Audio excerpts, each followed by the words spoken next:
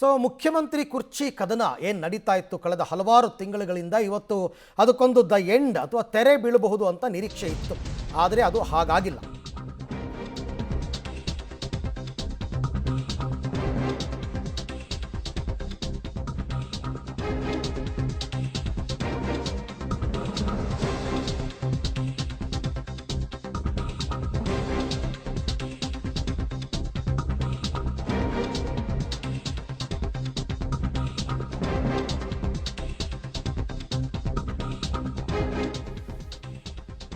Okay, ಗದ್ದುಗೆ ಗುದ್ದಾಟ, ಫಲಿತಾಂಶ ಮಾತ್ರ ಸ್ಥಗಿತ. ಸಿಎಂ ಡಿಸಿಎಂಗೆ ಅಗ್ನಿ ಪರೀಕ್ಷೆ ಮುಂದುವರೆದಿದೆ, ಸಸ್ಪೆನ್ಸ್ ಅಂತ ಹೇಳ್ತಾ ಇದ್ದಾರೆ. ಸುದೀರ್ಘ ಸಭೆಯ ಗುಟ್ಟನ್ನು ಹೈಕಮಾಂಡ್ ಬಿಟ್ಟುಕೊಟ್ಟಿಲ್ಲ. ಇವತ್ತು ಏನು ನಡೀತು ಅಂತ ಸಭೆಯ ಮಾಹಿತಿಯನ್ನು ಕೊಡದೆ ಗೌಪ್ಯ ಕಾಪಾಡಿದ್ದಾರೆ ವರಿಷ್ಠರು. ಇವತ್ತು ಕುರ್ಚಿ ಕಿತ್ತಾಟ, ಊಹಾಪೋಹ ಅಂತ KC ವೇಣುಗೋಪಾಲ್ ಹೇಳ್ತಾ ಇದ್ದಾರೆ. ಅದರ ಬಗ್ಗೆ ಚರ್ಚೆನೇ ಆಗಿಲ್ಲ. ಏನಿದ್ರು ನಮ್ಮ ಸಭೆಯಲ್ಲಿ ಬರೀ ರಾಜ್ಯಸಭಾ ಚುನಾವಣೆ, ಪರಿಷತ್ ಚುನಾವಣೆ ಬಗ್ಗೆ ಮಾತ್ರ ಮಾತುಕತೆ ಅಂತ ಹೇಳ್ತಾ ಇದ್ದಾರೆ. ಇದನ್ನು ಎಷ್ಟರ ಮಟ್ಟಿಗೆ ನಂಬಬೇಕು ರಾಜ್ಯದ ಜನ? ನಿಜನಾ? ಹೌದಾ? ಇವತ್ತು ಇಡೀ ದಿನ ಅಷ್ಟೇ ಚರ್ಚೆ ಆಗಿದ್ದ? ಬರೀ ರಾಜ್ಯಸಭಾ ಮತ್ತು ಪರಿಷತ್ ಚುನಾವಣೆಗೆ ಇಷ್ಟು ಸುದೀರ್ಘವಾದ ಮ್ಯಾರಥಾನ್ ಸಭೆಯನ್ನು ಮಾಡಬೇಕಾಗಿತ್ತಾ? ಹೀಗೆ ಹಲವಾರು ಪ್ರಶ್ನೆಗಳು ಹುಟ್ಕೊಳ್ಳುತ್ತೆ. ಅದೇನಾದರೂ ತೀರ್ಮಾನ ಆಗಿದ್ದರೆ ಆಗಿದೆ, ಆಗಿಲ್ಲ ಅಂದರೆ ಇಲ್ಲ, ಈ ಥರ ಹೇಳ್ಬೋದಾಗಿತ್ತು. ಯಾಕೆ ಈ ಗೌಪ್ಯತೆ? ಚುನಾವಣೆಯಲ್ಲಿ ಅಡ್ಡ ಮತದಾನ ಆಗಿಬಿಡುತ್ತೆ ಅನ್ನೋದಕ್ಕೆ ಹೆದರ್ಕೊಂಡು ನಾಯಕತ್ವ ಬದಲಾವಣೆ ವಿಚಾರಣೆ ಮುಚ್ಚಿಟ್ಬಿಟ್ರಾ? ಹಾಗಿಲ್ಲ. ಇವತ್ತು ಚರ್ಚೆ ಆಗಿದೆ ವಿಚಾರಗಳು, ಬಟ್ ಅದನ್ನು ಈಗ ಅವರು ಸದ್ಯಕ್ಕೆ ತಡೆ ಹಿಡಿದಿದ್ದಾರೆ. ಎಕ್ಸಾಮ್ ಆಗಿದೆ, ವ್ಯಾಲ್ಯೂಯೇಷನ್ ಆಗಿದೆ, ಫಲಿತಾಂಶವನ್ನು ತಡೆ ಹಿಡಿದಿದ್ದಾರೆ.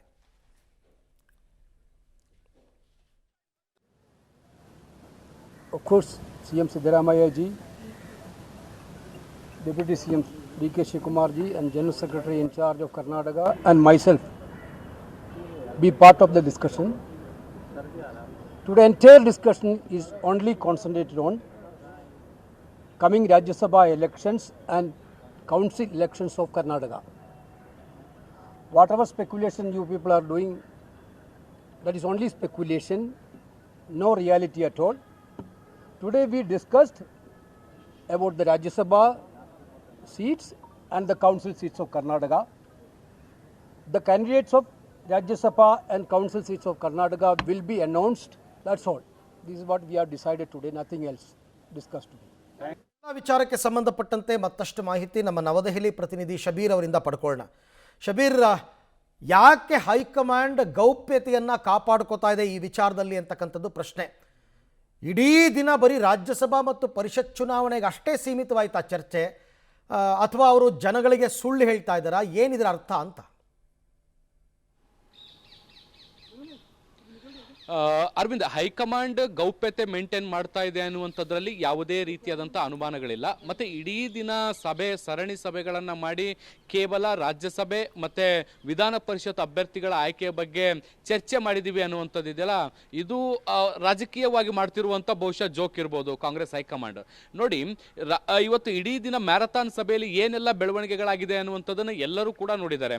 ರಾಹುಲ್ ಗಾಂಧಿ ಅವರು ಸಿದ್ದರಾಮಯ್ಯ ಅವ್ರ ಜೊತೆಗೆ ಎಷ್ಟು ಬಾರಿ ಸಭೆಯನ್ನು ನಡೆಸಿದ್ರು, ಬೇರೆ ನಾಯಕರು ಎಷ್ಟು ಬಾರಿ ಸಭೆಯನ್ನು ನಡೆಸಿದ್ರು, DK ಶಿವಕುಮಾರ್ ಅವರ ಜೊತೆಗೆ ಎಷ್ಟು ಹಂತದಲ್ಲಿ ಚರ್ಚೆ ಆಯಿತು, ಎಲ್ಲವೂ ಕೂಡ ಗೊತ್ತಿರುವಂಥ ಸಂಗತಿನೇ.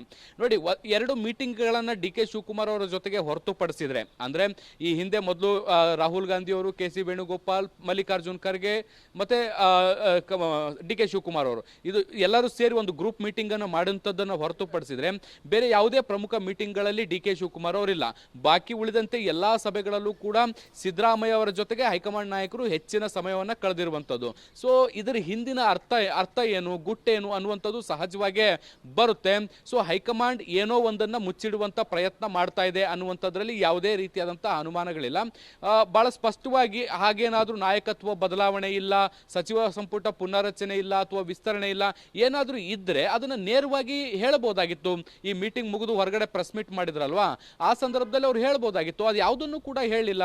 ನೀವು ಊಹೆ ಮಾಡಬೇಡಿ ಅಂತ ಅನ್ನೋದನ್ನು ಹೊರತುಪಡಿಸಿದ್ರೆ ಇನ್ಯಾವ ವಿಚಾರಗಳನ್ನು ಕೂಡ ಹೇಳಿಲ್ಲ. ನಾವು ಕೇವಲ ಚುನಾವಣೆ ಬಗ್ಗೆ ಮಾತಾಡಿದ್ದೀವಿ ಅನ್ನುವಂಥದ್ದು ಅಲ್ಲಿಗೆ ಸ್ಪಷ್ಟವಾಗಿ ಗೊತ್ತಾಗ್ತಾ ಇರುವಂಥದ್ದು. ಉದ್ದೇಶಪೂರ್ವಕವಾಗಿ ಇದನ್ನು ಮುಚ್ಚಿಡ್ಲಾಗ್ತಾ ಇದೆ, ಯಾಕೆಂದ್ರೆ ಇದು ಆಡಳಿತದ ಮೇಲೆ ಪರಿಣಾಮ ಬೀರುವಂತ ಸಾಧ್ಯತೆಗಳಿದಾವೆ. ಸೊ ಹೀಗಾಗಿ ಈ ನಿರ್ಧಾರಕ್ಕೆ ಬಂದಿರಬಹುದು. ಹಾಗೆ ಸಂಪರ್ಕದಲ್ಲಿ ಶಬೀರ್ ನಿಮ್ಮ ಜೊತೆ ಮತ್ತೆ ಮಾತನಾಡ್ತೀನಿ. ಎಲ್ರಿಗೂ ಗೊತ್ತು, ಇದು ಇಡೀ ಜನತೆ ಗೊತ್ತು ಏನು ನಡೀತು ಇವತ್ತು ಅಂತ. ಯಾರು ಅವ್ರು ಹೇಳೋದನ್ನು ನಂಬೋಕ್ಕೆ ರೆಡಿ ಇಲ್ಲ.